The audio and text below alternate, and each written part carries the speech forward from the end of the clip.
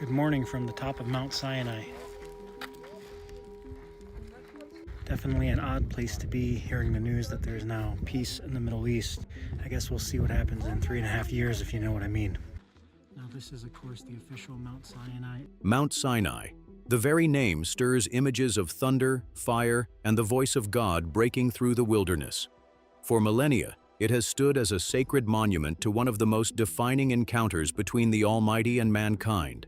But now, scientists are reporting a phenomenon so strange, so unexplainable, that it has left both scholars and believers shaken.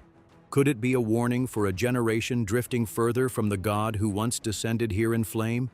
It began quietly, under a desert sky scattered with countless stars. The rugged silhouette of Mount Sinai lay in shadow, its ancient slopes stretching toward the heavens. Bedouin guides leading small groups of pilgrims up the trail reported an unusual stillness in the air. No wind, no sound, but the crunch of footsteps on stone.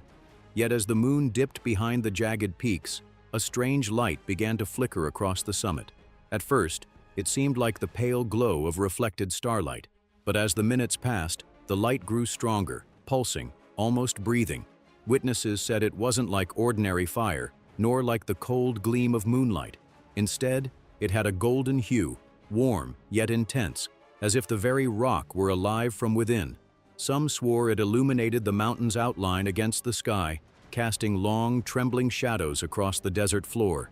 Videos began to circulate online, grainy, shaky footage that failed to capture the full majesty of what those on the mountain claimed to have seen with their own eyes. Some scientists suggested phosphorescent minerals could be catching and reflecting light in unusual ways. Others speculated about atmospheric phenomena, similar to the aurora. But for the pilgrims on that mountain path, the explanations rang hollow.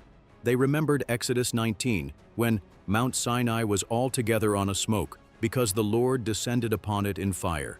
Was this a faint echo of that moment? A reminder that the God who once shook the earth here still rules over it? As the glow ebbed away in the early hours of the morning, many fell to their knees in prayer. Others wept silently, unable to shake the feeling that they had seen something more than a trick of nature. They had seen a sign, a whisper from the Holy One who once set this mountain ablaze. Long before modern maps marked its location, Mount Sinai was etched into the memory of God's people as the place of covenant. It was here that Moses, trembling, stood barefoot before the burning bush. Here, the Israelites camped at its base, hearing the trumpet blasts and thunder that marked God's descent. Archaeologists exploring the surrounding wilderness have found evidence of ancient encampments, stone circles, primitive altars, and pottery shards buried in the sand. While scholars debate whether these remnants date to the time of the Exodus, the sheer weight of the traditions tied to Sinai cannot be denied. Local Bedouin tribes have preserved oral histories for generations, speaking of the mountain of God, where fire touched the earth. Beneath the sands lie not only relics, but a legacy. Every footprint, whether of Israelite or wanderer, seems to carry the same theme. This place is holy ground. Even today, pilgrims ascending Sinai remove their shoes in respect, echoing God's command to Moses. Take off your sandals, for the place where you are standing is holy ground. When scientists now walk these trails with their equipment, measuring, analyzing, recording, they do so on soil that has been walked by prophets and shepherds. It is soil that has heard the voice of God. And when they witness unexplained signs, as they recently have, they find themselves caught between two worlds, the world of physical evidence and the world of divine encounter. In that tension lies the heart of the current mystery. Is the glowing mountain a mere geological oddity, or is it tied to the very covenant God made here? A covenant that still stands as a warning and a promise to all who would hear?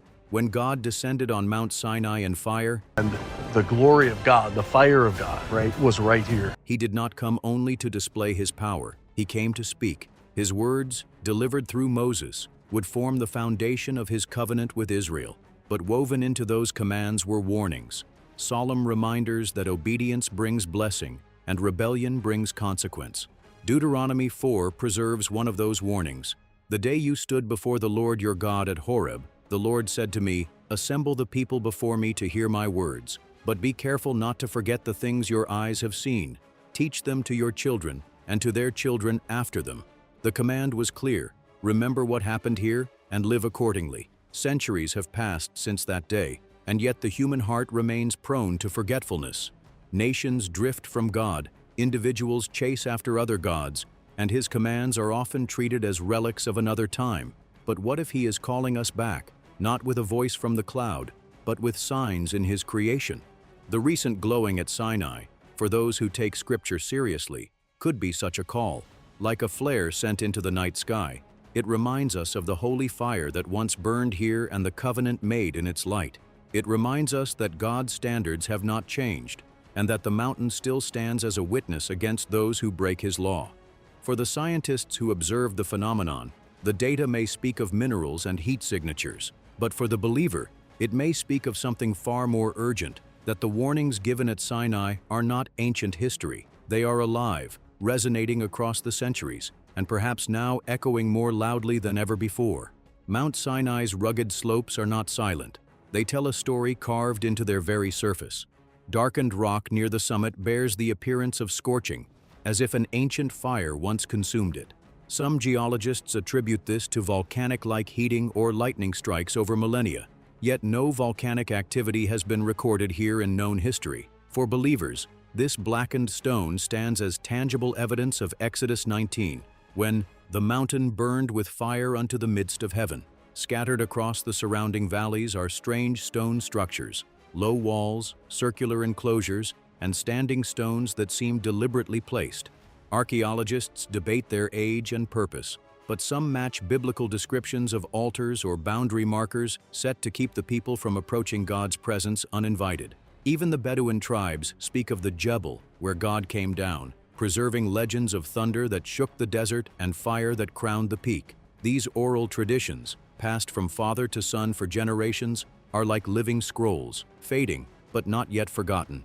For scientists, the stones raise questions about the events that might have taken place here thousands of years ago. For the faithful, they serve as silent witnesses, declaring that the God of Sinai is not a myth. God appeared to Moses at Mount Sinai and engraved on stone the 10 Commandments. He is the same today as He was when His voice rolled like thunder over these peaks.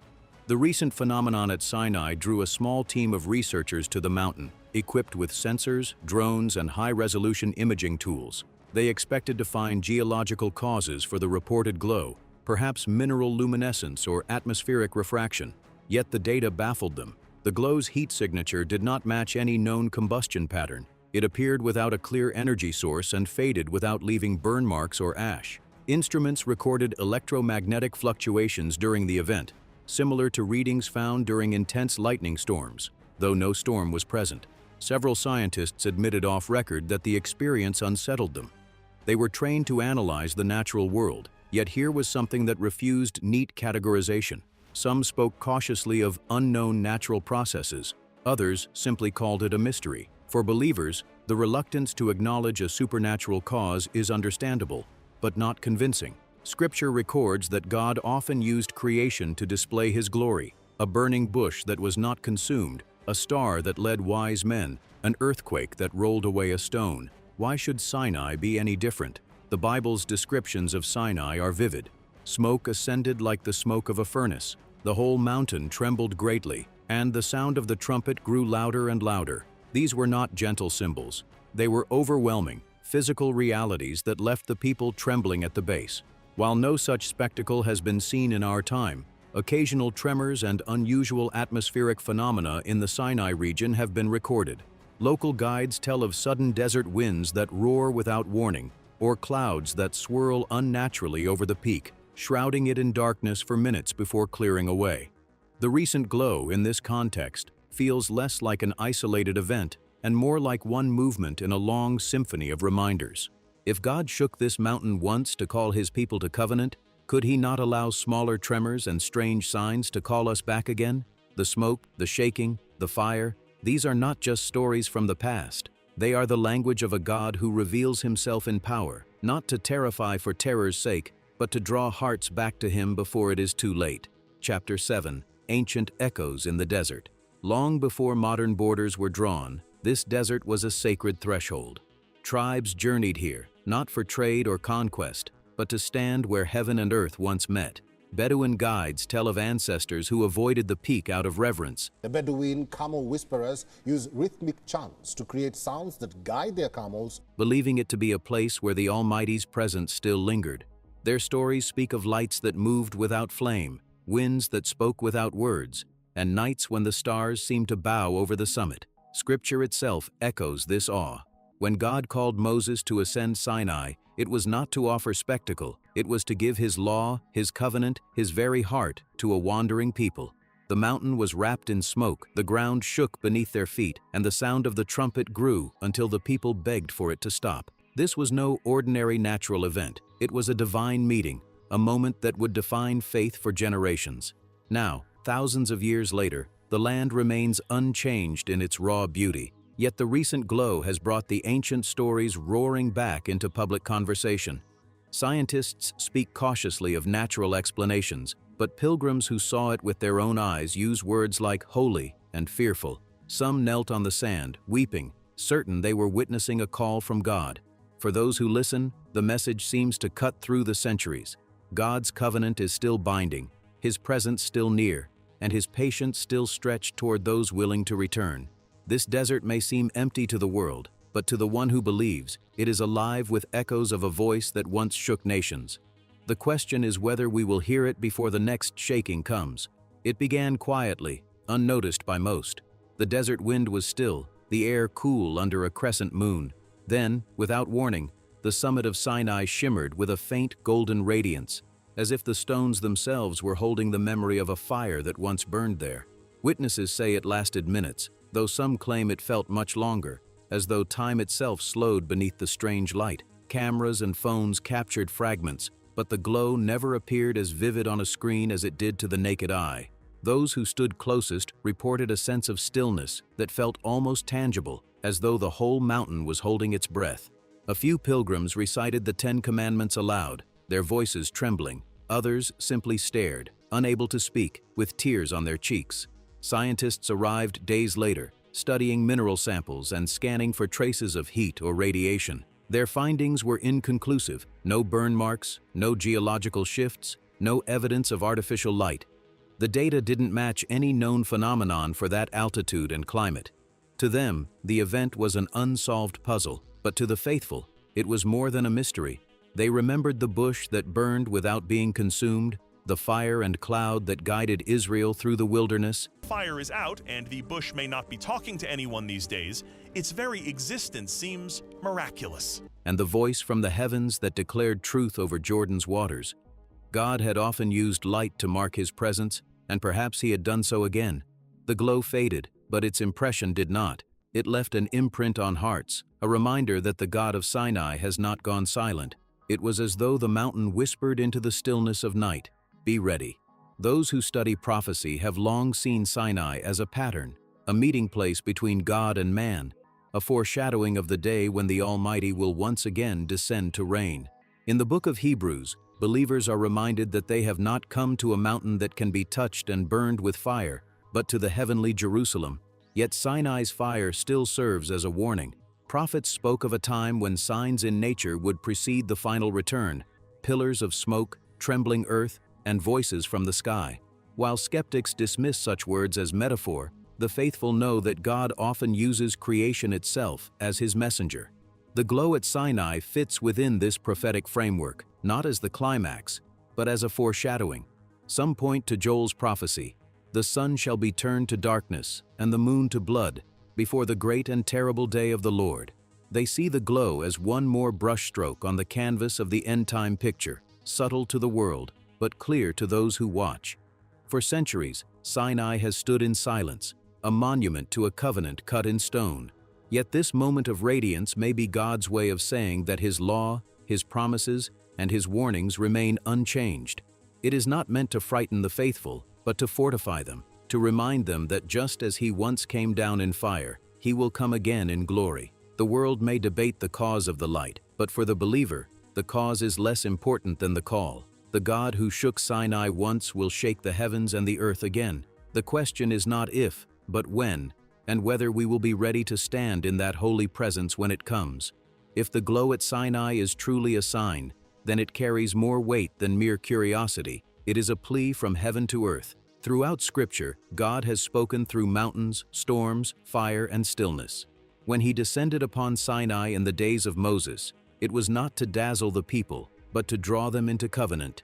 His signs have always been purposeful, and they have always demanded a response. The lawgiver who wrote his commands in stone has not forgotten his people. The judge who thundered from the mountain has not set aside his authority. The Redeemer who fulfilled the law in his own life and death has not withdrawn his invitation. But time, as Scripture reminds us, is not endless. The hour of decision will come, and the door will not remain open forever. Perhaps this sudden glow upon Sinai is a whisper of that reality, a reminder that the holy God who once stepped down upon this peak is still watching, still speaking, still longing for his people to return to him. It may be that this generation, so entangled in its own pursuits, is being given one more call to awaken before the shaking begins again. The wilderness has always been a place where God refines his people. It strips away the noise of life until the soul stands bare before its Creator. And in that stillness, his signs speak with unmistakable clarity. The fire on the mountain is not meant for the eyes only. It is meant for the heart. For the believer, the message is urgent. Renew your faith, walk in holiness, and be steadfast in hope. For the skeptic, it is an invitation to consider that there may be more to this world than what can be measured in a laboratory. Whether this glow fades or returns, whether scientists explain it or remain baffled, the deeper truth remains. God still calls, and his voice will not be silenced. The question is not whether Sinai is speaking, it is whether we will listen. For when the mountain burns again in the final days, it will not be as a warning, but as the signal that the King has come. The glowing peak of Mount Sinai may fade with time, but the question it raises will not. Was it a natural wonder or a divine reminder for our generation? Either way, its message seems clear. Now is the time to listen. If this story stirred something in you, share your thoughts below, and don't forget to subscribe so you won't miss the next sign that could change everything.